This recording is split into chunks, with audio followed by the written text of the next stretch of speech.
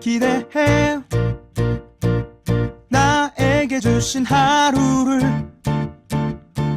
때론 피곤하고 일어나기 싫고 널 깨우는 알람 소리에 짜증도 나겠지만 안녕하세요. 오늘도 부른 말씀 권순민 목사입니다. 쉬지 않고 나를 지키셨네. 오늘을 나에게 주셨네. 새 말씀 안에 주가 주신 사랑과 은혜와 능력. 오늘은 목요일입니다. 최근 날씨가 그다지 좋지 않아서 컨디션 조절이 쉽지 않으실 텐데요. 모쪼록 오늘 하루도 말씀을 통해서 새 힘을 얻으시고 어떤 환경과 조건에서도 굴하지 않는 하나님의 자녀로 승리하시길 바랍니다. 오늘 우리가 은혜 받을 하나님 말씀은 예레미야서 34장 17절에서 21절까지 말씀입니다. 그러므로 여호와께서 이와 같이 말씀하시니라. 너희가 나에게 순종하지 아니하고 각기 형제와 이웃에게 자유를 선포한 것을 실행하지 아니하였은즉 내가 너희를 대적하여 칼과 전염병과 기근에게 자유를 주리라. 여호와의 말씀이니라. 내가 너희를 세계의 여러 나라 가운데 흩어지게 할 것이며 송아지를 둘로 쪼개고 그 두 조각 사이로 지나매 내 앞에 언약을 맺었으나 그 말을 실행하지 아니하여 내 계약을 어긴 그들을 곧 송아지 두 조각 사이로 지난 유다 고관들과 예루살렘 고관들과 내시들과 제사장들과 이 땅의 모든 백성을 내가 그들의 원수의 손과 그들의 생명을 찾는 자의 손에 넘기리니 그들의 시체가 공중의 새와 땅의 짐승의 먹이가 될 것이며 또 내가 유다의 시드기야 왕과 그의 고관들을 그의 원수의 손과 그의 생명 찾는 자의 손과 너희에게서 떠나간 바벨론 왕의 군대의 손에 넘기리라. 아멘. 오늘 설교 제목은 하나님의 사랑과 공의입니다. 물은 100도씨에서 끓습니다. 물론 정확하게 이야기하면 99.974도라고 하는데요. 그게 뭐가 중요한가요? 100도나 99.974도나 거기죠. 그런데 참 신기하죠. 우리가 느끼기에는 100도씨나 또는 90도나 99도나 크게 다르지 않은데 물은 정확하게 100도씨에서 끓습니다. 그리고 보편적인 환경에서는 물은 이 100도를 넘어가지 않는다고 합니다. 대신에 계속 열을 가하면 물은 액체 상태에서 기체 상태인 수증기로 변하게 됩니다.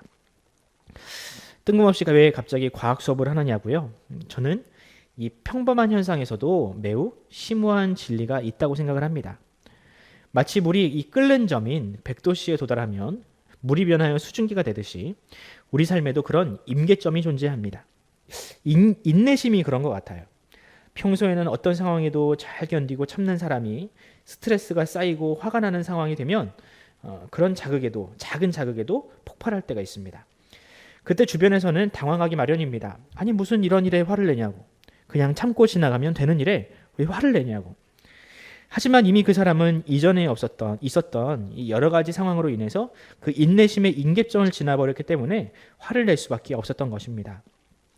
마치 물과 같았던 인내심이 수증기와 같은 상태로 변화된 것이죠. 그렇다면 우리 하나님의 인내심은 어떨까요? 우리 하나님은 무한하신 분이니 그 무한하신 사랑으로 그분의 백성을 참고 기다리실까요? 사실 많은 사람들이 하나님을 그런 하나님으로 생각을 합니다. 인내의 하나님, 또 사랑의 하나님. 과연 하나님이 정말로 그런 분인가? 혹시 우리는 하나님을 오해하고 있는 것이 아닌가? 그저 인내만 하셔야 하는 하나님으로, 무조건 사랑만 하셔야 하는 하나님으로 우리 하나님을 오해하고 있는 것은 아닐까요?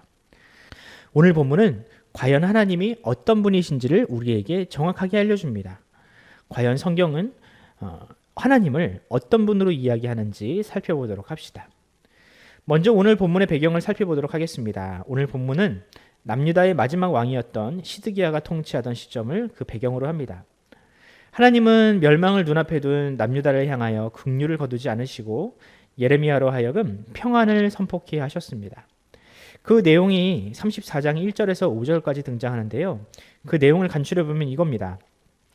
비록 남유다는 멸망하겠고 또 왕은 바벨론으로 잡혀가겠지만 그 왕 시드기야는 그곳에서 나름 대접을 잘 받다가 평안하게 노후를 보내고 또 죽은 이후에도 사람들은 그를 좋은 사람이었다라고 추모하게 될 것이다.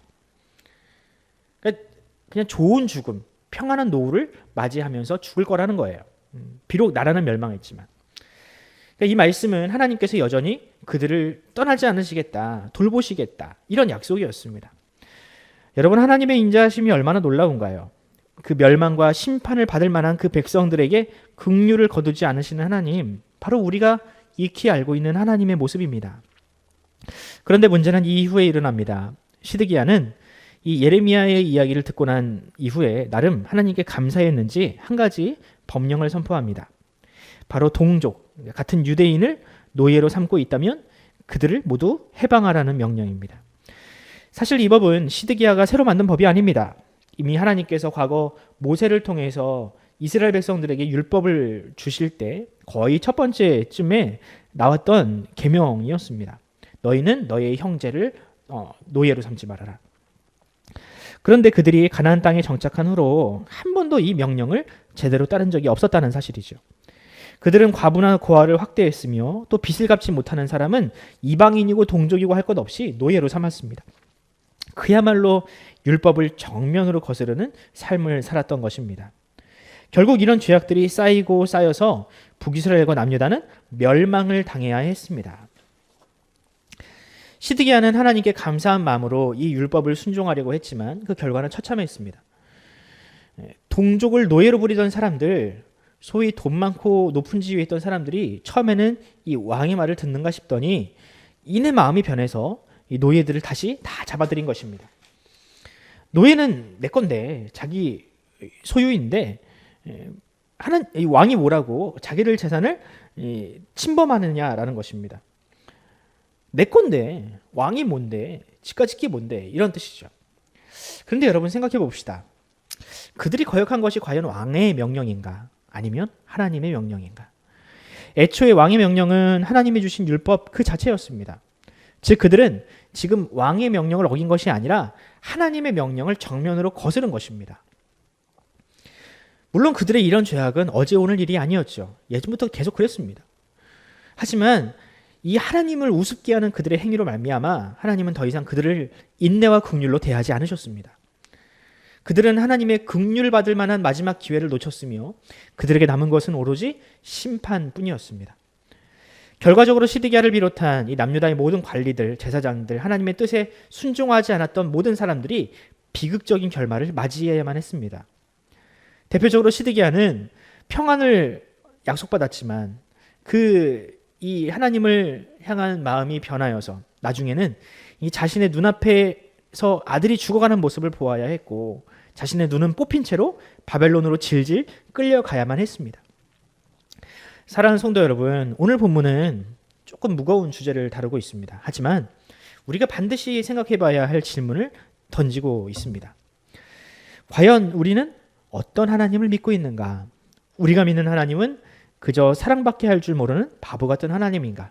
아니면 이 사랑이라는 속성과 동시에 죄를 반드시 심판하시는 공의로운 하나님이신가? 너무 공의만을 강조하는 것도 신앙생활을 무겁게 만듭니다. 하지만 이 사랑만 강조하는 것, 그것은 무책임한 신앙생활을 양산하게 됩니다. 이런 거죠. 비록 죄를 지었지만 나는 회개했잖아. 하나님을 사랑이시니 나는 분명히 용서받았을 거야. 앞으로 또 죄를 짓겠지. 하지만 뭐 어때? 하나님은 사랑이신데. 미량이라는 영화에 등장하는 살인자가 이와 비슷한 말을 합니다. 그런데 이런 마인드로 신앙생활하는 사람이 과연 영화에서만 등장하겠느냐라는 것이죠. 여러분, 하나님의 사랑은 그런 사랑이 아닙니다. 하나님의 사랑이 완전한 이유는 하나님이 사랑하심과 동시에 죄를 미워하시고 죄를 심판하시는 공의를 행하시기 때문입니다. 그러므로 참된 그리스도인은 하나님의 사랑도 기대하지만 또한 동시에 우리 속에 있는 죄악들을 미워합니다. 그리고 끊임없이 그 죄와 싸워 이기려는 시도를 멈추지 않습니다. 그 싸움은 죽을 때야 끝나겠지만 결코 포기하는 법이 없습니다. 저는 저와 여러분이 그 길고 긴 싸움을 포기하지 않았으면 좋겠습니다. 죄를 완전히 끊어내지는 못하겠지만 적어도 죄를 덜 지으려고 노력하는 사람이었으면 좋겠습니다. 그래서 더 이상 교회가 세상 앞에 손가락질 받는 공동체가 아니라 적어도 교회를 다니는 사람은 우리와는 다르구나. 그들은 우리와 다른 마음가짐으로 살아가는 사람이다. 이 정도 얘기는 우리가 들었으면 좋겠습니다. 우리 모두 그런 그리스도인이 됩시다. 하나님의 사랑의 증인임과 동시에 죄를 미워하여 치열하게 싸우는 그런 하나님의 공의의 증인이 됩시다. 오늘 하루 저와 여러분이 그런 증인의 삶을 살아가기를 간절히 소원합니다. 기도하겠습니다. 하나님, 하나님의 사랑과 은혜를 감사합니다. 그 하나님의 사랑으로 인하여, 그 크신 인내로 인하여 우리와 같은 죄인들이 하나님의 자녀가 되었습니다. 하지만 우리가 때로는 하나님의 그 크신 사랑으로 말미암아 하나님의 공의를 망각하고 우리가 너무나도 편하게 죄 가운데 머무를 때가 있습니다.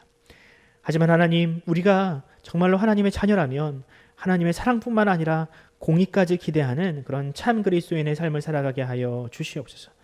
주님은 사랑이시며 동시에 공의라는 사실을 잊지 아니하고 우리의 삶 가운데 그 죄와 치열하게 싸워 승리하는 그런 하나님의 자녀다운 삶을 살아가게 하여 주시옵소서. 감사드리며 예수 그리스도의 이름으로 기도드립니다. 아멘. 사랑하는 성도 여러분, 오늘 하루 저 여러분이 하나님의 사랑과 또한 하나님의 공의를 동시에 선포하는 하나님의 증인이 되었으면 좋겠습니다. 살아가시면서 마음껏 사랑하시고요. 또한 우리 가운데 있는 죄는 엄격하게 보심으로 말미암아 그 죄와 치열하게 싸우고 동시에 이겨내는 그런 하루가 되었으면 좋겠습니다. 동시에 이 수해로 말미암아 또한 코로나로 말미암아 고통당하는 이웃들을 생각하시며 하나님의 사랑이, 하나님의 인자하심이 그들을 향하여 비추게 해달라고, 그들을 불쌍히 여겨달라고 우리가 함께 기도하면서 오늘 하루를 시작합시다. 기도하겠습니다.